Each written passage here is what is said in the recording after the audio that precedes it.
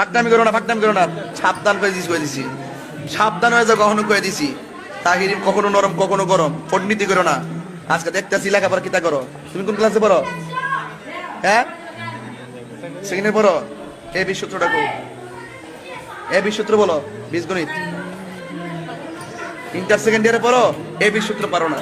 তাই তুমি কি লেখাপড়া করছো বলো? একটা বীজগণিতের একটা সহজ একটা সূত্র, A B A plus B by two whole square minus A minus B by two whole square, A plus এর মান এত আর এর নিচের সূত্র টু উপরে স্কয়ার, এরপরে এমনি কাটাকাটি করে এই অঙ্ক মান বাই করতে হয়। তুমি কি এগুলো পড়ো না? এগুলো তো সহজ খবর।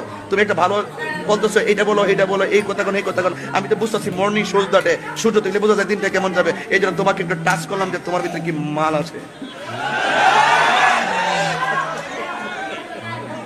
বুঝবিনি, বুঝবিনি, বুঝতে পেরেছো বাবু? লেখাপড়া করবা, পড়ার মতো পড়ো।